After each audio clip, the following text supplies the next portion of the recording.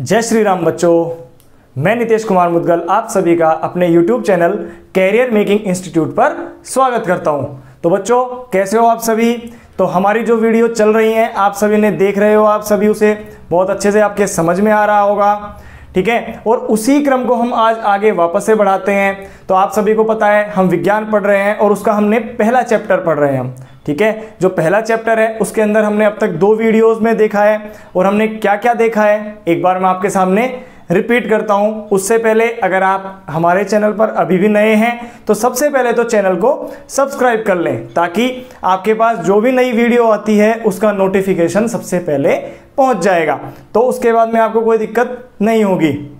तो चलिए बच्चों एक बार रिपीट करते हैं हमने क्या क्या पढ़ा है अब तक। देखिए हम पढ़ रहे थे पदार्थ के बारे में कि पदार्थ क्या होते हैं, मैटर्स क्या होते हैं, उनके कणों की स्थिति क्या क्या होती है, कि ठोस के कण कैसे होते हैं। फिर उसके बाद में हमने उसके कुछ गुण पढ़े कि उनके कणों के मध्य में रिक्त स्थान होता है या नहीं होता है, ये सब हमने पढ़ा। फिर हमने नेक्स्ट वीडियो में पढ़ा था जो पदार्थ है उसकी अवस्थाओं के बारे में कि उसकी कौन कौन सी अवस्थाएं होती हैं, यानी कि ठोस अवस्था, गैस अवस्था, द्रव अवस्था, तीनों अवस्थाओं के बारे में हमने पढ़ लिया था। उन तीनों अवस्थाओं में हमने देखा कि जो पदार्थ होता है उसके कण कैसे होते हैं, पास पास होते हैं, किसी के मध्य में दूरी पाई जाती है, किसी के में अधिक दूरी पाई जाती है। हमने ये भी देखा उनका आयतन किसका निश्चित है किसका अनिश्चित है, ये सब हमने देख लिया है अब तक वीडियो में। तो अगर आपने वो वीडियो नहीं देखी है तो सबसे पहले जाकर वो वीडियो जरूर देखें ताकि आपको ये आगे आने वाले जो भी वीडियोज़ हैं उसके अंदर हम जिस भी टॉपिक पर बात करेंगे वो आपको बहुत अच्छे से समझ में आ जाएगा। तो चलते हैं आज उस यानी कि ठोस, द्रव और गैस तीनों अवस्थाओं के बाद में हम इसके आगे पढ़ने का प्रयास करते हैं कि क्या है। कि देखिए सबसे पहले हमने पढ़ा कि जो पदार्थ है उसकी अवस्थाएं पढ़ ली। क्या पढ़ ली बच्चों? अवस्थाएं, उसकी कौन कौन सी स्टेज होती हैं, ठोस अवस्था, गैस अवस्था और द्रव अवस्था। अब एक हमारे सामने छोटा सा प्रश्न उठता है कि क्या इन अवस्थाओं में परिवर्तन किया जा सकता है? क्या इन अवस्थाओं में क्या किया जा सकता है? परिवर्तन किया जा सकता है या नहीं? कि इनमें कोई परिवर्तन यानी ठोस अवस्था को गैस अवस्था में, गैस अवस्था को ठोस अवस्था में, इसी प्रकार ठोस अवस्था को द्रव अवस्था में और द्रव अवस्था को फिर से ठोस अवस्था में परिवर्तित किया जा सकता है या नहीं। और अगर हम इसे परिवर्तित कर भी सकते हैं, इसे चेंज कर सकते हैं, तो उस चीज पर 2 भौतिक कारक, एक होता है आपका तापमान और एक होता है आपका दाब। इन दोनों का क्या प्रभाव पड़ता है? तो आज की जो वीडियो है उस पर हम ये देखेंगे कि जो अवस्थाएं हैं उनमें जो परिवर्तन होता है उस पर तापमान का क्या प्रभाव पड़ता है और दाब का क्या प्रभाव पड़ता है। तो सबसे पहले अगर हम बात करते हैं तापमान का किस तरीके से प्रभाव पड़ता है अवस्था परिवर्तन में, तो देखिए समझने का प्रयास करना, बहुत आसान है, एकदम बिल्कुल तरीके से समझाएंगे आपको, बहुत आसान तरीके से। आपके सामने एक एग्जांपल है जल, वाटर, ठीक है। इस अगर मैं जल की बात करता हूं तो ये जल होता है, इसकी अवस्था कौन सी होती है, कौन सी अवस्था में होता है? हमेशा द्रव अवस्था में होता है, ठीक है। इसके अलावा इस जल को अगर हम जमा देते हैं, ध्यान से समझना, उससे क्या बन जाती है? बर्फ बन जाती है। यानी कि यहां से किस में परिवर्तित हो जाता है? अवस्था, ठोस अवस्था में परिवर्तित हो जाता है। और अगर हम इसे और अधिक इस तरफ देखें तो ये एक अवस्था और आती है इसकी जिसे हम गैस अवस्था में बात करते हैं, तो वो होता है इसका वाष्प या भाप जिसे कहते हैं। तो ये कैसी अवस्था होती है? इसकी गैस अवस्था है। देखिए पदार्थ एक ही है आपके सामने, केवल कौन है? जल है। लेकिन जल बर्फ में भी चेंज हो सकता है और वाष्प में भी चेंज हो सकता है। अब होता किस तरीके से है उसको समझने का प्रयास करना। सबसे पहले मैं बात करता हूं इस बर्फ की। देखते हैं ये बर्फ कैसी अवस्था है आपके सामने? ठोस अवस्था है। तो ठोस अवस्था के बारे में हमने क्या क्या पढ़ा था आप याद कीजिए। मैंने ये बताया था कि ठोस अवस्था में जो ठोस पदार्थ होते हैं उनका जो आकार है वो क्या होता है? निश्चित होता है। आयतन भी क्या होता है? निश्चित होता है। उनकी एक फिक्स आकृति होती है। इसके अलावा जो उसके कण होते हैं, जो इसके कण होते हैं वो बिल्कुल पास पास होते हैं, एक दूसरे से सटे हुए होते हैं और इनके मध्य में जो रिक्त स्थान है वो बहुत नगण्य पाया जाता है, बहुत कम पाया जाता है या फिर नहीं पाया जाता है। आप ये भी कह सकते हैं कि जो बीच का रिक्त स्थान है वो नहीं पाया जाता है। यह आपस में एक आकर्षण बल से, किससे? एक आकर्षण बल के कारण,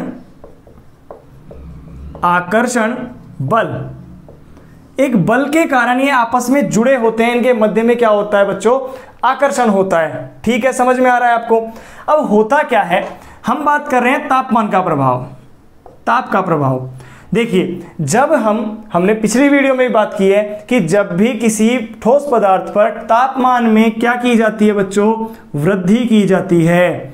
क्या की जाती है? वृद्धि की जाती है, यानी उसे बढ़ाया जाता है। और तापमान में वृद्धि होगी यानी हम उसे क्या कर रहे हैं? गर्म कर रहे हैं, उसे ऊष्मा दे रहे हैं। तो अगर किसी ठोस पदार्थ को, या हम बर्फ की बात करते हैं, तो इसके तापमान में जब वृद्धि की जाती है, तापमान में क्या की जाती है? वृद्धि की जाती है, तो इसके अंदर क्या प्रभाव पड़ता है? इनकी जो गतिज ऊर्जा है, ध्यान से समझना एक एक वर्ड, गतिज ऊर्जा में भी क्या हो जाती है? वृद्धि हो जाती है। गतिज ऊर्जा में भी क्या होती है? वृद्धि हो जाती है। अब जब गतिज ऊर्जा में वृद्धि हो जाती है तो जो इसके कण होते हैं, जो इसके ये कण हैं, ये जितने भी इसके कण हैं जो आपस में जुड़े हुए हैं, इन कणों के मध्य में जो आकर्षण बल है, समझना ध्यान से कि इनके मध्य में जो आकर्षण बल है, ये आकर्षण बल धीरे धीरे कमजोर होने लगता है। यानी कि जो कण हैं वो भी क्या होने लग जाते हैं? गतिशील होने लग जाते हैं।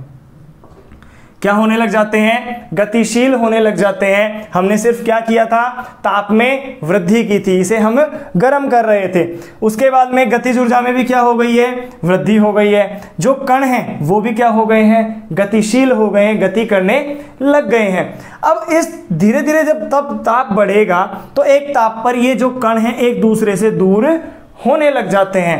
अब ये जो इनकी स्थिति है कुछ इस तरीके से हो जाती है, ये एक दूसरे से थोड़े थोड़े दूरी पर इकट्ठे हो जाते हैं। यानी ध्यान कीजिए आप, हमने जो पिछली वीडियो में देखा था, दो चित्र हैं, आप अपनी बुक में पलटकर देख सकते हैं एक पेज पीछे, जहां पे इस तरीके से 3 डायग्राम दिए हुए हैं आपको। एक इस तरीके से है ठोस वाला, ठोस के कणों की स्थिति। दूसरा एक ऐसी स्थिति है जिसे वो क्या कह रहा है, ये कैसे कणों की स्थिति है? द्रव कणों की स्थिति है। जो द्रव होता है, तरल होता है, उनके कणों की स्थिति है। तो जब हम इसके अंदर ऊर्जा में वृद्धि करते हैं, तापमान में वृद्धि करते हैं, इसे हम ऊष्मा देते हैं, तो इसके कणों के मध्य का आकर्षण दूर दूर होने लग जाता है। आकर्षण बल में क्या आती है? कमी आ जाती है। और गतिज ऊर्जा में क्या आती है बच्चों?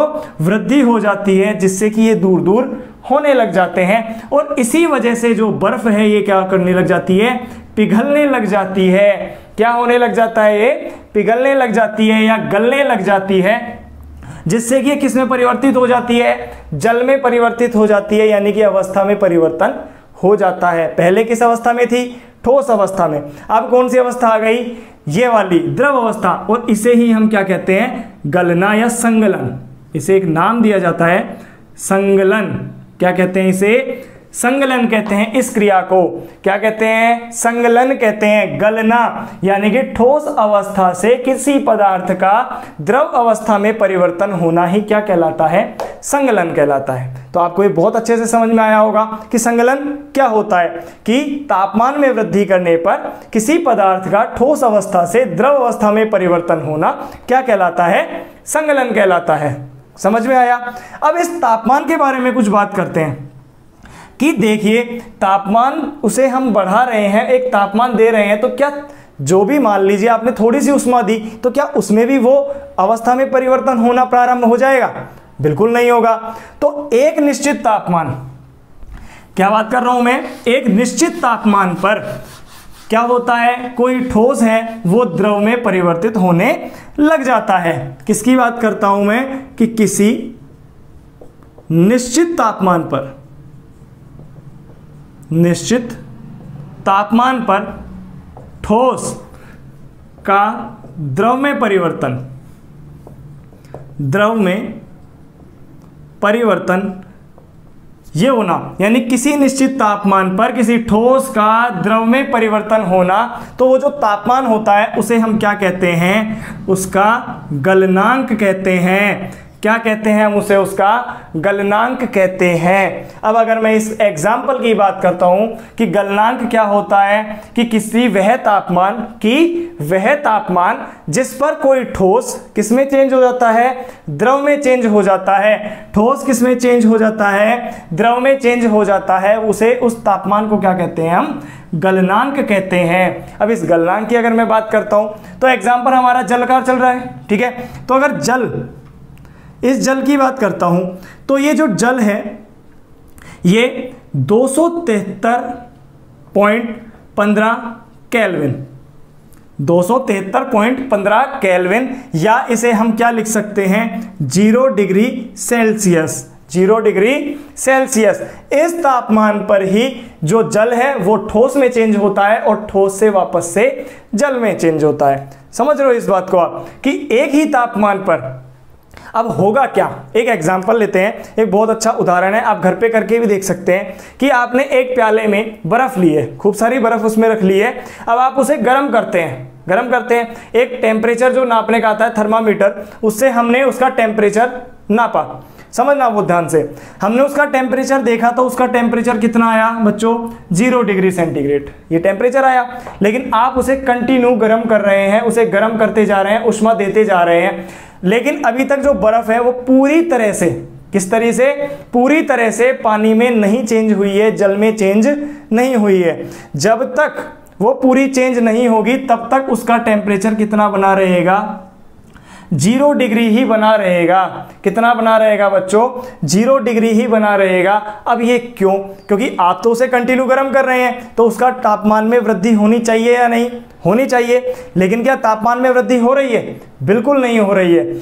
तो ये जो ऊष्मा हम उसे दे रहे हैं वो ऊष्मा कहाँ जा रही है। एक बड़ा क्वेश्चन बनता है आपके सामने कि हम उस पदार्थ को या उस ठोस को, उस बर्फ को हम बार बार जो ऊष्मा दे रहे हैं कंटिन्यू, वो ऊष्मा जा कहाँ रही है, वो तापमान बढ़ क्यों नहीं रहा है, कहाँ चला जाता है, उसके बारे में भी अभी हम बात करेंगे। लेकिन उससे पहले अगर मैं आपको बताऊं, एक बहुत अच्छा क्वेश्चन बनता है यहाँ से, जो पेपर में कई बार पूछा जाता है आपसे, कि जो सेंटीग्रेड है या सेल्सियस है, उस सेल्सियस को केल्विन में चेंज करना, ठीक है, और केल्विन को सेल्सियस में चेंज करना, ये भी आपको सीखना पड़ेगा।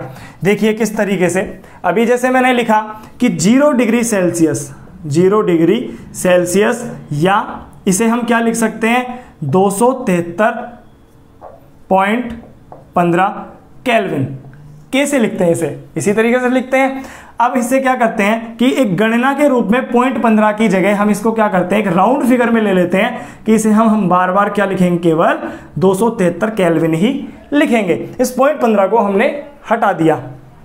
देखिए ये जो केल्विन में लिख रहा हूं, बार बार क्या लिख रहा हूं मैं, केल्विन। केल्विन, ये केल्विन जो होता है ये तापमान का ऐसा ही मात्रक होता है।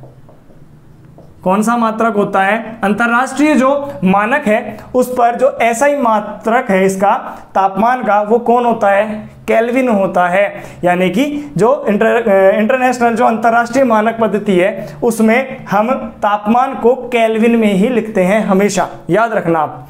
अब देखिए मैंने बोला 0 डिग्री सेल्सियस या 273 केल्विन। तो अगर आपसे पेपर में क्वेश्चन पूछा जाए कि कोई भी एक तापमान दे दे, ठीक है, और उसको वो चेंज करवाता है, जैसे केल्विन को सेल्सियस में या सेल्सियस को केल्विन में, तो किस तरीके से करना है, तो देखते हैं इधर। सेल्सियस को किस में चेंज करना है आपको, केल्विन में।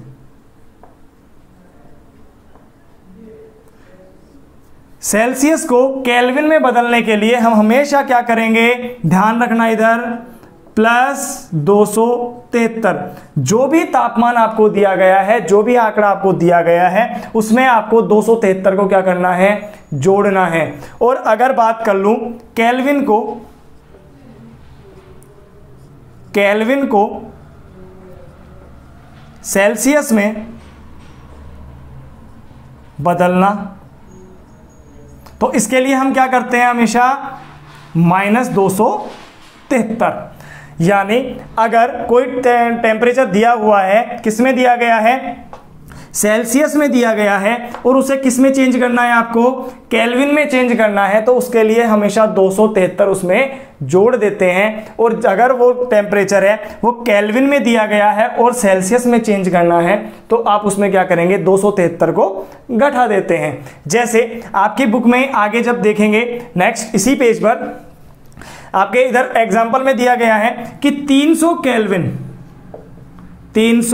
केल्विन को सेल्सियस में चेंज कीजिए, में बदलिए। तो किस तरीके से बदलेंगे आप, अभी मैंने बताया कि केल्विन को सेल्सियस में चेंज करने के लिए क्या करते हैं, -273। तो किस तरीके से कि भाई 300 में से हमने क्या घटाना है, 273 घटाना है। तो जब हम घटाएंगे तो कितने बच गए बच्चों, 27 डिग्री सेल्सियस, यही तो बचेगा आपके सामने। तो इसका जो टेम्परेचर है वो कितना हो गया सेल्सियस में, 27 डिग्री सेल्सियस। जैसे नेक्स्ट एग्जांपल आपके बुक में दे रखा है, यह है 573 केल्विन, 573 केल्विन। अब अगर इस 573 केल्विन को चेंज करना है तो क्या करेंगे, हम इसमें से भी घटा देंगे। किसे घटाएंगे कि 573 माइनस 273, तो यानी कितना बच गया आपके सामने, 300 डिग्री सेल्सियस। जो टेम्परेचर आया वो कितना आ गया है आपके सामने, 300 डिग्री सेल्सियस आ गया है। तो इस तरीके से आप इसे निकाल सकते हैं। अब अगर टेम्परेचर दिया गया हो किसमें, डिग्री में दिया गया हो, जैसे डिग्री वाले जो दोनों हैं उसमें आपको क्या करना है, हमेशा जोड़ना है। क्या करना है बच्चों, जब सेल्सियस में दिया गया हो और केल्विन में निकालना हो तो आपको क्या करना है, प्लस 273 करना है। तो ये दोनों आपको करने पड़ेंगे, खुद को कर सकते हो आप इसे आराम से बैठ के इसे करना। तो समझ में आया आपको सेल्सियस को केल्विन में कैसे चेंज करते हैं और केल्विन को सेल्सियस में कैसे चेंज करते हैं। एक बार चाहें तो इसे आप नोट भी कर लेना, नोट कर सकते हो। इसके अलावा जो दोनों जो क्वेश्चन है वो आपको खुद को करने हैं, जहां पे सेल्सियस को किस में चेंज करवा रहा है, वो केल्विन में चेंज करवा रहा है, कर सकते हैं। अब नेक्स्ट बात करते हैं। अभी जैसे मैंने आपसे एक क्वेश्चन पूछा छोटा सा, क्या क्वेश्चन था अपने सामने, क्वेश्चन ये था कि जब आप किसी बर्फ को गर्म कर रहे हैं, बार बार उसे गर्म कर रहे हो तो भी उसका तापमान नहीं बढ़ता है, तो वो क्यों नहीं बढ़ता है। तो ये भी तो पता होना चाहिए कि क्यों नहीं बढ़ता है। तो देखिए, जब हम बर्फ को गर्म करते हैं, कोई बर्फ है उसको जब हम गर्म कर रहे हैं, उसमें हम तापमान दे रहे हैं, तो अभी जब मैंने आपको बताया था कि इसके जो अणु होते हैं, ध्यान से समझना कि जो इसके अणु होते हैं या इसके जो कण होते हैं बर्फ के, ठोस है तो पास पास होंगे, बिल्कुल चिपके हुए होंगे और इनके मध्य में आकर्षण बल पाया जाता है, ये आपको पता है। तो जब हम इसे तापमान में वृद्धि करते हैं या टेम्परेचर देते हैं, जब इसे हम तापमान देते हैं तो इनके आकर्षण जो बल है उसको तोड़ा जाता है, इन कणों को दूर दूर किया जाता है। तो जब हम इसे दूर दूर करते हैं तो उसके लिए वो ऊर्जा काम में आ जाती है। तो जो ये ऊर्जा है वो किस में काम आ जाती है, इसके आकर्षण बलों को तोड़ने में काम आती है, इन कणों को दूर दूर करने में काम आती है। और इसी ऊर्जा को एक नाम दिया गया है जिसे कहते हैं गुप्त ऊष्मा। क्या कहते हैं उसे, गुप्त ऊष्मा या गुप्त ऊर्जा कहते हैं इसको। छुपी हुई ऊर्जा जो कि छुपी हुई है, आपको दिख नहीं रही है, क्योंकि आप कंटिन्यू क्या कर रहे हो, बर्फ को गर्म कर रहे हैं और गर्म करने के पश्चात भी वो क्या हो रहा है, वापस से तापमान में कोई वृद्धि नहीं हो रही है, तो उसे ही हम क्या कहते हैं, गुप्त ऊष्मा कहते हैं। तो यहां तक आपको समझ में आ गया। तो एक क्रिया आपके सामने आ गई कि संगलन किसे कहते हैं। अब देखिए, अब जो जल है वो द्रवावस्था में आ गया है, यानी कि यहां पर है। अब अगर इसे और गर्म किया जाए, यानी इसमें तापमान को बढ़ाया जाए और इसे टेम्परेचर को बढ़ाया जाए, तो एक जगह आकर एक कोई टेम्परेचर निश्चित तापमान पर यह किस में चेंज हो जाता है, वाष्प में चेंज हो जाता है। किस में चेंज हो जाता है, वाष्प में चेंज हो जाता है, वो उबलने लग जाता है। और जहां पर ये उबलता है उस तापमान को हम क्या कहते हैं, उसका क्वथनांक कहते हैं। उस तापमान को हम क्या कहते हैं, क्वथनांक कहते हैं। देखिए, गलनांक हो गया और एक हो गया क्वथनांक, दोनों वापस से लिख रहा हूं, समझना इसे। एक क्वथनांक गलनांक है और एक क्या है इसका, क्वथनांक। इसमें क्या होता है गलनांक में कि कोई ठोस किस में चेंज हो जाता है, द्रव में चेंज हो जाता है, वो उसका गलनांक कहते हैं। इसमें जो क्वथनांक है, क्वथनांक का मतलब क्या होता है कि कोई द्रव किसमें चेंज हो जाता है, वाष्प में चेंज हो जाता है, यानी कि वो उड़ने लग जाता है, उबलने लग जाता है। कुल मिला के मैं कह सकता हूं, यहां पे ये लिख दूं कि ये उबलना और उस तापमान को हम क्या कहते हैं, उसका क्वथनांक कहते हैं। तो ये दोनों बातें आपको अच्छे से समझ में आनी चाहिए। समझ गए आप इस चीज को कि गलनांक क्या है और क्वथनांक क्या है। अब लेकिन देखिए बच्चों, कुछ ऐसे पदार्थ भी होते हैं जो कि अभी तक हमने देखा जल के बारे में कि बर्फ किस में चेंज हुई, पहले जल में, और जल से क्या बना, वाष्प बना। लेकिन कुछ ऐसे पदार्थ होते हैं जो कि बिना इसमें चेंज हुए, बिना मध्य की अवस्था यानी कि द्रव अवस्था में चेंज हुए, सीधे ही ठोस से किसमें चेंज हो जाते हैं, गैस अवस्था में चेंज हो जाते हैं, उसमें डायरेक्ट परिवर्तन हो जाता है। यानी कुछ पदार्थ ऐसे होते हैं जो कि सीधे ठोस से किसमें परिवर्तित हो जाते हैं, सीधा ही गैस में परिवर्तित हो जाते हैं। ऐसे कुछ पदार्थ होते हैं, जैसे कि एग्जाम्पल की अगर मैं बात करता हूं तो उसमें आप लिख सकते हो अमोनियम क्लोराइड, NH4Cl। ये क्या होता है, जब हम इसे गर्म करते हैं, जब इसे गर्म किया जाता है तो गर्म करने पर ये ठोस अवस्था में होता है। पहले किस अवस्था में होता है, ठोस अवस्था में होता है, और ठोस अवस्था से सीधे ही किसमें चला जाता है, गैस अवस्था में चला जाता है। इस क्रिया को क्या कहते हैं बच्चों, ऊर्ध्वपातन। क्या कहते हैं, ऊर्ध्वपातन।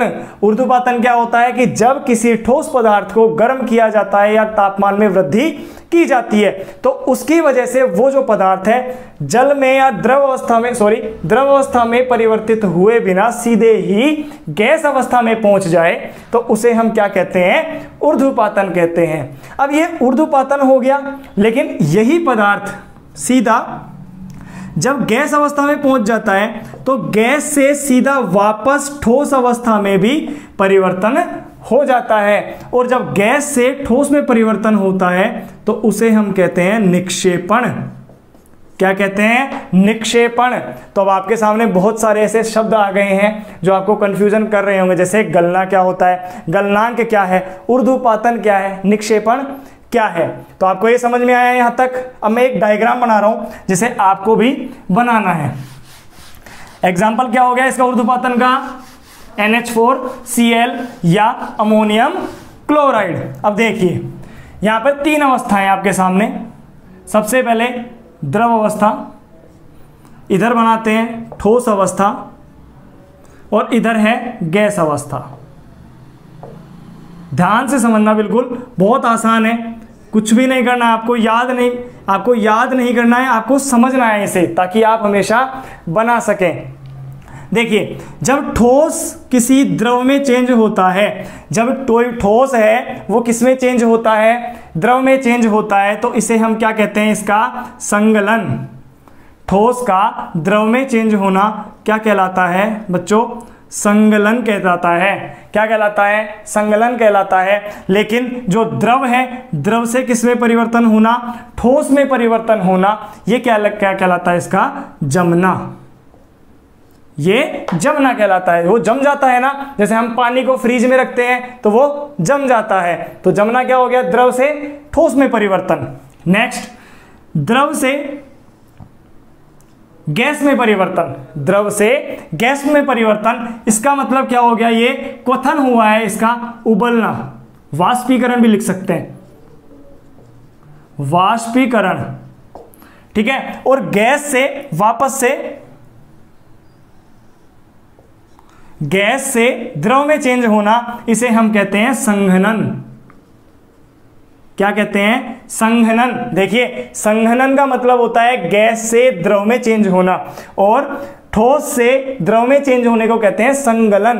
क्या कहते हैं, संगलन। नेक्स्ट, अगर इसकी बात करते हैं, सीधा ठोस से किस में चेंज होना, गैस में चेंज होना, ठोस से सीधा गैस में, तो इसे हम क्या कहते हैं, ऊर्ध्वपातन। ऊर्ध्वपातन।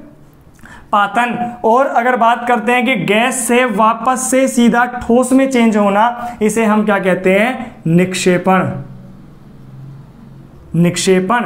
तो इस तरीके से ये कुछ शब्द आ गए आपके सामने जहां पे आपको कंफ्यूज नहीं होना है। जैसे एक एक इसका एग्जांपल अगर हम बात करते हैं, देखिए कैसे। अगर पानी की बात करते हैं तो पानी अगर ठोस है, बर्फ से द्रव में चेंज होगा तो गलेगा ना, तो उसे क्या कहेंगे हम, संगलन कहेंगे। और यहां से अगर गैस में चेंज हो रहा है तो उसे हम क्या कह रहे हैं, उसका वाष्पीकरण कह रहे हैं, वाष्प बन रही है। गैस से सीधा यानी कि वाष्प है, वाष्प से सीधा किसमें, द्रव में चेंज हो रहा है तो उसे हम क्या कह रहे हैं, संघनन कहते हैं, संघनन। ठीक है। और अगर द्रव से सीधा ठोस में चेंज हो रहा है तो उसे हम क्या कह रहे हैं, उसका जमना कहते हैं। क्लियर रहेगा।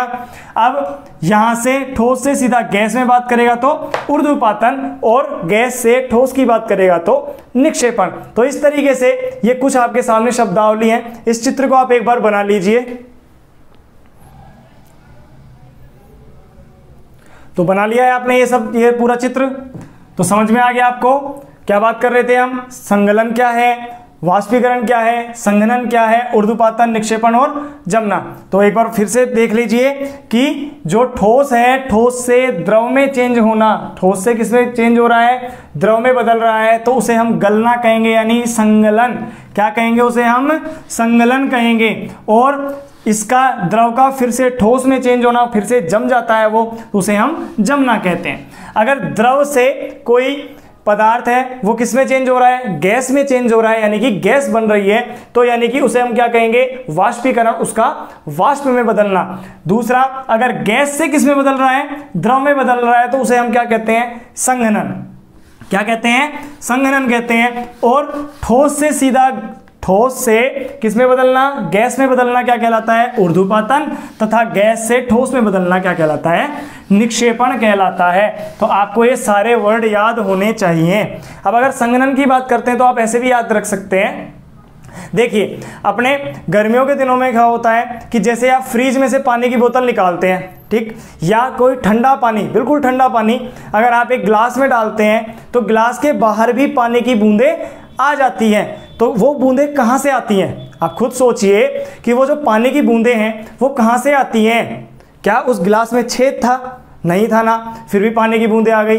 जैसे फ्रिज से आपने बोतल निकाली तो बोतल के चारों तरफ भी पानी जम जाता है। तो क्यों जम जाता है वो, समझ में आ रहा है आपको कि वातावरण की जो वायु है, जो उसके बोतल के या गिलास के आसपास की जो वायु है वो तापमान के कम होने के कारण जम जाती है। यानी कि वायु किस में चेंज हो जाती है, द्रव में चेंज हो जाती है। जो गैस है वो किस में चेंज हो जाती है, द्रव में चेंज हो जाती है, और उसके चारों तरफ जमा हो जाती है। इसी वजह से जो वातावरण की जो वाष्प है वो संघनित हो जाती है, और इसी क्रिया को हम क्या कहते हैं, संघनन कहते हैं। तो समझ में आ गया है आपको ये संघनन क्या है। इसके अलावा अब बात करता हूं मैं, ये तो था तापमान में परिवर्तन के कारण कि तापमान में बढ़ोतरी करने पर क्या होता है, घटाने पर क्या होता है, ये समझ में आ गया आपको। नेक्स्ट है दाब में परिवर्तन। दाब में परिवर्तन, अब इसे ध्यान से समझना। क्या कहना चाह रहा है दाब में परिवर्तन, कि अगर कोई पदार्थ है उसमें दाब में अगर परिवर्तन किया जाए, दाब को बढ़ाया जाए या घटाया जाए, तो क्या उसकी अवस्था में परिवर्तन हो सकता है क्या। ध्यान कीजिए, पिछली वीडियो में मैंने आपसे दो शब्द लिखे थे, एक तो था LPG और एक मैंने लिखा था CNG। क्या आपको इनके दोनों के नाम याद है, फिर से। LPG को क्या कहते हैं, इसको क्या कहते हैं बच्चों, लिक्विड पेट्रोलियम गैस, द्रवीकृत पेट्रोलियम गैस। और CNG को क्या कहते हैं, कंप्रेस्ड नेचुरल गैस, संपीड़ित प्राकृतिक गैस। दोबारा लिख रहा हूं, याद रखना इसे। इसे कहते हैं द्रवीकृत पेट्रोलियम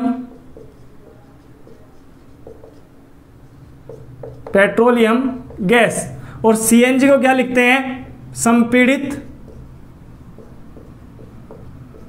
प्राकृतिक गैस। देखिए ये परीक्षा में ऐसे पूछे जा सकते हैं, तो आपको ये याद रखना पड़ेगा, ठीक है। देखिए है तो गैस ना आपके सामने, यहां पे देखिए गैस, गैस कैसी है, ये गैस अवस्था में। लेकिन जब आप अपने घर पे जो सिलेंडर होता है, LPG का जो सिलेंडर होता है, उसको जब आप हिलाते हैं तो आपको लगता है कि इसके अंदर कोई द्रव भरा हुआ है, लगता है ना कि पानी जैसा कुछ है इसके अंदर। करके देखना आप इस चीज को भी कि जो गैस है वो कैसी है, अपन को गैस बोल रहे हैं, लेकिन उस सिलेंडर के अंदर कैसी अवस्था में है, ये द्रव अवस्था में। होता क्या है, इसे हम एक पात्र मानते हैं, बंद पात्र है, ठीक है। यहां पर कोई गैस भरी हुई है, कोई भी गैस, ठीक है। और आपको पता है, मैंने बात की थी कि जो गैस के कण होते हैं, अगर मैं यहाँ पे आपके सामने 3 डायग्राम बनाता हूं, ध्यान से समझना इसे, कि ये कोई बंद पात्र है, इसमें अगर कोई ठोस रखा हुआ है तो उसके कण क्या होते हैं, बिल्कुल पास पास होते हैं, एकदम एक दूसरे से चिपके हुए होते हैं, कुछ इस तरीके से, ऐसे ही होते हैं ना, आपने डायग्राम भी देखा है। इस तरीके से जो उनके कण हैं वो बिल्कुल पास पास होते हैं। अगर द्रव की बात करते हैं तो थोड़े थोड़े दूरी पर पाए जाते हैं, और अगर गैस की बात करते हैं तो अनियमित स्थिति में और बहुत अधिक दूरी तक पाए जाते हैं। तो मैं मानता हूं कि इस पात्र में कोई गैस भरी हुई है, कोई भी गैस है। अगर यहां पर इस भाग पर एक पिस्टन लगाया जाता है, पिस्टन लगाया जाता है जो कि इसे अंदर की तरफ दबाएगा, इसे अंदर की तरफ दबाया जाता है। तो जब दबाते हैं तो जब ये पिस्टन नीचे की तरफ गति करेगा तो जो इसके कण हैं, गैस के कण हैं, वो कण भी आपस में पास पास आते हैं। और जब ये पास आएंगे तो एक बात बताइए, अभी तक ये दूर थे यहां पर गैस अवस्था में, जब ये पास आएंगे तो किस में चेंज हो जाती हैं, ये द्रव में चेंज हो जाते हैं। और इसी गुण को हमने कल नाम दिया था, क्या कहा था, संपीड्यता। क्या कहा था, संपीड्यता कहा था। और मैंने ये भी बताया था कि गैस में संपीड्यता का गुण सर्वाधिक पाया जाता है। सबसे ज्यादा संपीड्यता का गुण किसमें पाया जाता है, गैस में पाया जाता है, बताया था ना मैंने आपको। तो जब गैस के कणों को या गैस के अणुओं को ऐसे पिस्टन से दबाया जाता है तो इसके कण क्या होंगे, पास पास आ जाएंगे। अब ये पिस्टन कहाँ आ गया है, अब इस पिस्टन को मैं यहां बना देता हूं जैसे, ठीक है। तो ये जो इतने सारे कण थे ये भी कहाँ आ गए हैं, थोड़े पास पास आ गए हैं इस तरीके से। अब अगर इस पिस्टन को मैं यहां कर देता हूं और दबाया जाता है अधिक प्रेशर से, तो ये कण भी कहाँ आ गए हैं, अब ये बिल्कुल यहां इतने सारे कण एक साथ यहां उपस्थित हो गए हैं। यानी जो इसका आयतन है उसमें क्या हो गई है, कमी आ गई है। यहां पर ये छोटे से पात्र में हो गया, या तो पहले बड़े पात्र में था, अब ये छोटे पात्र में हो गया है। और इसी वजह से इसमें क्या हो जाता है, अवस्था में परिवर्तन हो जाता है। क्या हो जाता है बच्चों, अवस्था परिवर्तन। क्या होता है, अवस्था में परिवर्तन होता है। यानी आप ये कह सकते हो कि अगर दाब में परिवर्तन किया जाए, क्या किया जाए, दाब में परिवर्तन, तो एक लाइन लिखता हूं यहां पर कि दाब में परिवर्तन से किस प्रकार अवस्था परिवर्तन होगा। तो देखिए कि दाब में वृद्धि से अवस्था परिवर्तन। देखिए दाब में वृद्धि से अवस्था परिवर्तन हुआ या नहीं, जब दाब में वृद्धि की गई तो जो गैस अवस्था थी, गैस से जो पदार्थ वो किस में आ गया है, द्रव अवस्था में आ गया है। पहले किस अवस्था में था, गैस अवस्था में था, और गैस अवस्था से ये परिवर्तित होकर कहाँ आ गया है, द्रव अवस्था में आ गया है। यानी कुल मिला के आप क्या कह सकते हो, दाब में परिवर्तन के कारण भी अवस्था में परिवर्तन होता है। यहां तक समझ में आया। एग्जाम्पल की बात करता हूं तो जैसे CO2 है, कार्बन डाइऑक्साइड है। अगर कार्बन डाइऑक्साइड को अधिक दाब पर, किस पर, अधिक दाब पर रखा जाता है तो यह किस अवस्था में होती है, ठोस अवस्था में होती है। किस अवस्था में होती है, ठोस अवस्था में होती है। लेकिन जब इस पर से दाब हटा दिया जाता है, दाब का मान कम कर दिया जाता है, तो ये सीधी किस अवस्था में चली जाती है, गैस अवस्था में चली जाती है बच्चों। ठीक है, कि पहले किस अवस्था में थी, अधिक दाब पर, ठोस अवस्था में थी, और यहां से सीधी कहां चली जाती है, गैस बन जाती है, क्योंकि CO2 अपने आप में क्या है, गैस है। और इसी के कारण, अधिक दाब पर ठोस अवस्था में रहने के कारण ही इसे क्या कहा जाता है, इसे कहा जाता है शुष्क बर्फ। क्या कहा जाता है बच्चों, इसे कहा जाता है शुष्क बर्फ, ड्राई आइस। ड्राई आइस क्या होती है, ठोस CO2। ड्राई आइस क्या होती है, ठोस CO2। कि ठोस CO2 को ही हम क्या कहते हैं, शुष्क बर्फ कहते हैं। और इस बर्फ से अगर दाब का मान कम कर दिया जाता है या हटा दिया जाता है तो उसकी वजह से इसके अवस्था में भी परिवर्तन हो जाता है। तो आज हमने क्या क्या पढ़ लिया है, तापमान में परिवर्तन के कारण अवस्था में परिवर्तन किस तरीके से होता है, ठीक है। हमने संघनन के बारे में जाना, हमने संगलन के बारे में जाना, गलनांक देखा, क्वथनांक देखा, सेल्सियस को केल्विन में चेंज करना, केल्विन को सेल्सियस में चेंज करना, ये सब हमने देखा। इसके बाद में दाब में परिवर्तन के कारण किस तरीके से अवस्था में परिवर्तन होता है, ये भी हमने आज देख लिया है। तो आज की जो वीडियो है उसके अंदर आज इतना ही। इसको आपको क्या करना है, वीडियो पूरी देख लिया है आपने। अब इसके बाद में जो आपका बुक है, आपकी जो बुक है 9th क्लास की, उसके अंदर से ये चैप्टर जहाँ भी है, फर्स्ट चैप्टर है, तो जितना आज मैंने पढ़ाया है उसको आपको एक बार खुद को पढ़ना है और जो मैंने जो आपको क्वेश्चन बताए हैं उन क्वेश्चन को भी करना है। इसके बाद में जो अगली नेक्स्ट वीडियो आएगी, नेक्स्ट जो पार्ट होगा उसके अंदर पढ़ते हैं। तब तक के लिए घर पर रहें, सेफ रहें, पढ़ते रहें और अगर चैनल पर नए हैं तो चैनल को सब्सक्राइब जरूर करें। तो मिलते हैं नेक्स्ट वीडियो में, तब तक जय हिंद, जय भारत।